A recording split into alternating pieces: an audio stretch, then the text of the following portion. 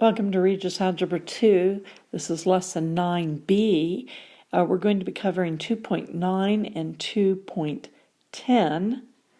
And I'm going to modify the assignment for 2.9. These are factoring binomials. You've done a lot of that already in this chapter, but these are complex. And so I don't want you to do the 1 through 31 odd. I just want you to do 1 through 17 odd, plus the two word problems, 32 and 33.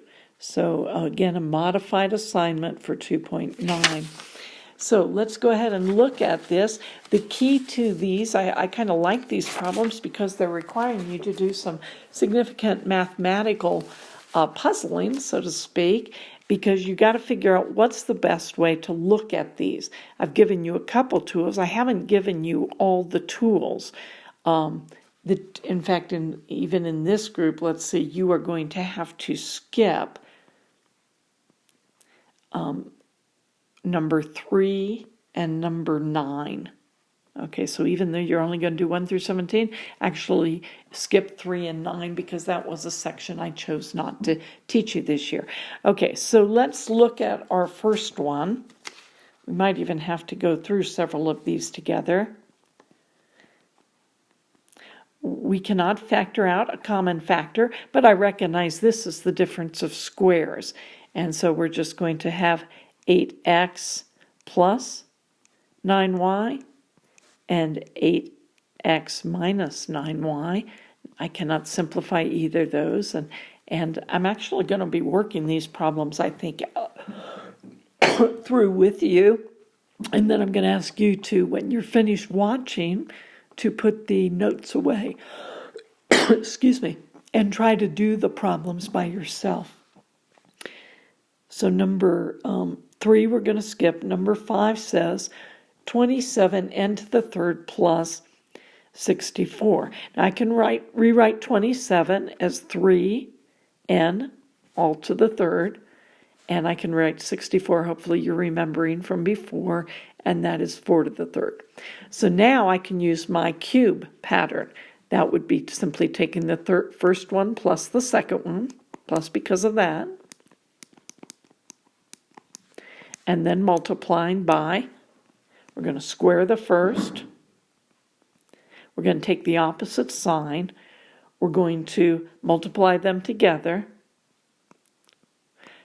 and we're going to square the last. And that's just the formula that you learned in the last section. For number 7, the only trick to this one, not all of these are tricky, is don't forget to factor out your common factor first. And now I recognize that as the difference of squares. So now I'm regretting that I'm doing all these for you because I see that some of them you certainly could do simple enough on your own. 9, you're going to have to skip. I haven't given you the information you need for that. 11, 25x squared minus 16. I recognize this is the difference of squares, so I'll let you do that yourself. Let's see, 13 is one you have to skip. I'm sorry. 13 skip. 15.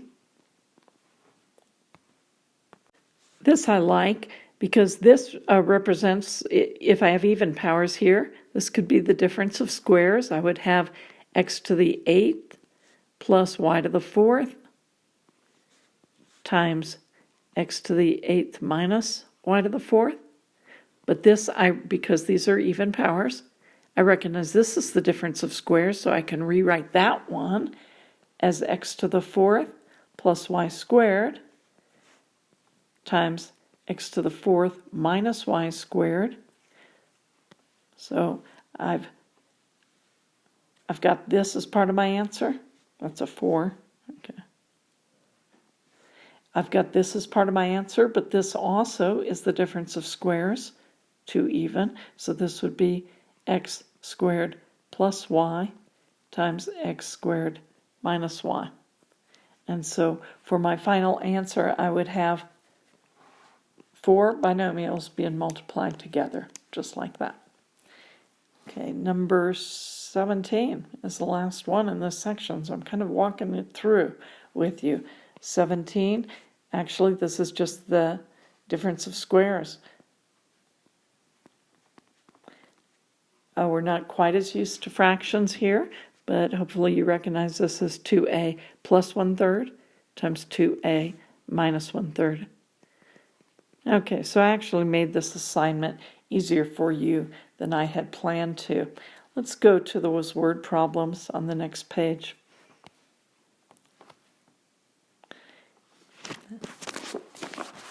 Number 32 says, in 510 bushels of grain, there were 3 times as much corn as wheat and 3 times as much barley as corn. I'll just move to the next room for that.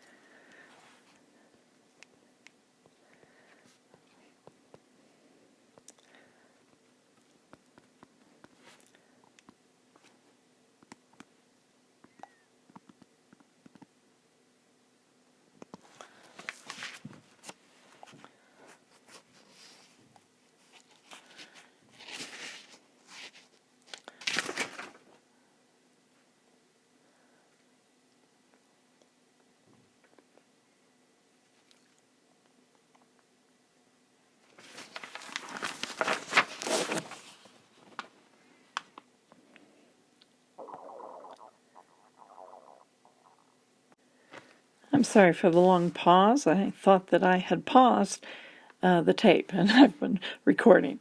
Well, this is section 2.10, Quadratic Trinomials. Now, quadratic means that the highest exponent is a square. This is a squared term as my highest degree.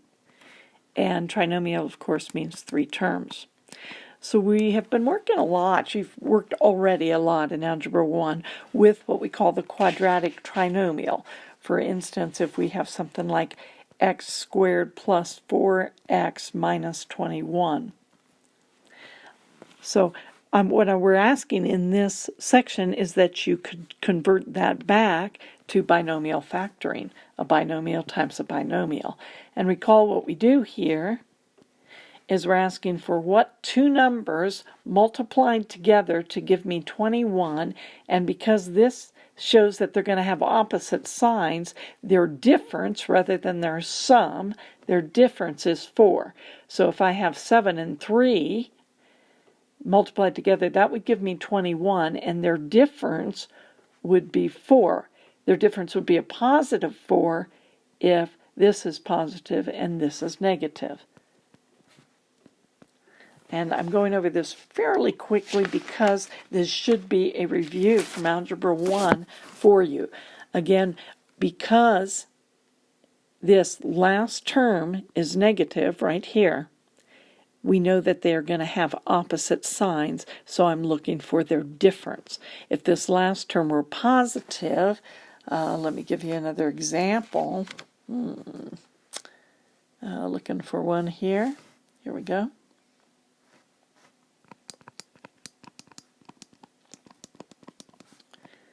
I would look for 2 numbers multiplied together to give me 20, and because this is positive, they'll both have the same sign, so their sum will be 12.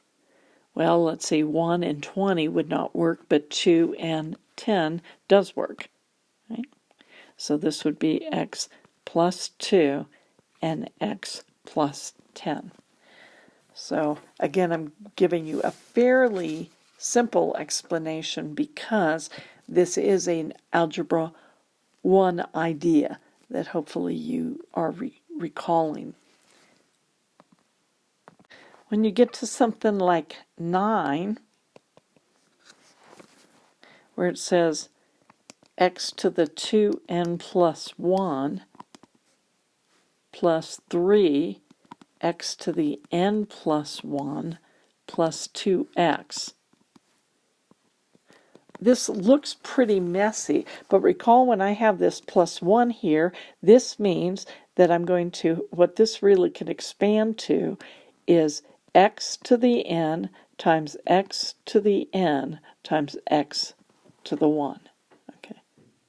Because if I added that together, and of course x is the same as x to the 1, so if you add this together, the exponents, you would get 2n plus 1. So if I wrote it that way, and you might even actually want to write it that way, this would be x, just x to the n, and this would be 2, come on. Okay, this plus 1 would be times x, and then it would be 2 times x. So now I see very easily if I expand it like that, and you're free to do that on paper if you want, x can be factored out of all 3.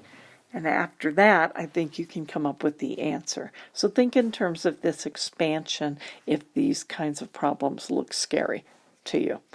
Looking on here, let me just glance ahead, see what else I might anticipate you having trouble with. Number 13 says negative t squared minus 16t plus 36. This can be a little awkward for us, and there's a couple of different ways you can approach it. I do recognize this is my middle term, but I can switch the order of my first and last terms so that I don't start with a negative. Or I can factor out a negative sign. So I could do either of those choices. I'll just show it this way. And if I look at it like that, it's a little easier to figure out what's going on. This would be a 6 and a 6. This would be a t. Let's see. I'm sorry, I got a little carried away there. That obviously was taking me in the wrong direction. So it's not going to be a 6 and a 6. That was too careless of me. Let's try this again. Because 6 and a 6 would give me 12, and I'm looking for a 16. So I'd have to back up here. 4 and a 9 will not work. Let's see, an 18 and a 2 will work. So now if I go 2 and 18, a t and a t, then if they're both, if one's positive, which would have to be this one, right? Nope, that's going to be negative because it's negative 16. So this would have to be negative. So I'll have to put my negative sign there, and this would have to be positive. So I'll put my positive side there. Better check it going back because it's a little more complicated. First terms, 36. Outer would be plus 2t minus 18t. That gives me the minus 16t I'm looking for. Opposite for my last. Opposite sign, so that'll give me a negative and t squared. Okay, so you got some sign manipulation you want to do here. For 15, same kind of idea. 17, it looks a little odd, but I don't think you'll have any trouble working that one out. 19 looks pretty straightforward. Let me look at 19 actually. Yeah, 19 looks straightforward. 21, don't forget your common factoring, and I don't know why I didn't assign it, but go ahead and do 23 also. Do problem 23. Because that also should not represent a problem for you. Okay, I think that's all to say. Go ahead and bring any questions to class, but this section I think you'll find easier than some of the stuff you've been doing recently.